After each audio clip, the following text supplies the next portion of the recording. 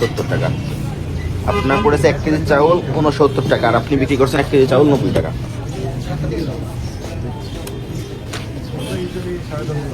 আপনার বক্তব্য চাতালে 1 টাকা করে মূল্য বৃদ্ধি করে দিয়েছে।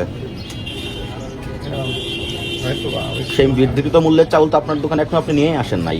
আপনি তো নিয়ে এসেছেন 1 মাস আগে যে চাউল সেই চাউল, তাহলে এখন আপনি খুচরা দাম কেন বৃদ্ধি করে দিলেন? না, বাড়তি বিক্রি করি না, আগে যেটা রেট বিক্রি করতেছি ওই রেটেই বিক্রি। আগে রেটে আপনার ডকুমেন্টস অনুযায়ী 1 কেজি চাউলে পড়েছে 69 টাকা, আপনি 1 মাস পরে সেই চাউল বিক্রি করছেন 90 টাকা কেজি। তখন তো আপনার লেবার খরচ তো তখনই ছিল, আপনার তো এখন কোনো কস্টিং তো হয় নাই।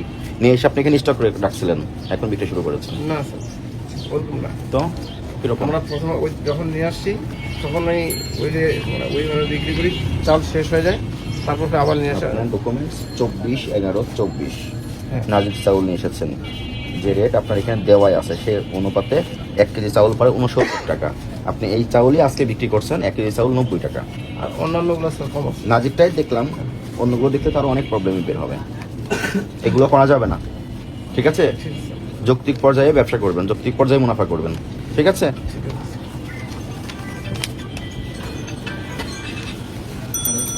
আজকে মূল্য তালিকা প্রদর্শন করবেন, সেখানে মূল্য কমিয়ে রাখবেন চাউলের। ঠিক আছে। একটু আমাদেরকে বলবেন এই এত অসামঞ্জস্য কিভাবে হলো আসলে? এই অসামঞ্জস্য যে কথাটি বলছে যে 69 টাকা কেনা হয় কিভাবে 90 টাকা, মানে এই মানে এত মুনাফা কিভাবে করছে না? 30 টাকা তো একটা চালে হচ্ছে, বাকিগুলোতে 12 টাকা 10 টাকা 8 টাকা। মানে এইটার কোনো যৌক্তিক কথা আছে কিনা, উত্তর আছে কিনা আপনার?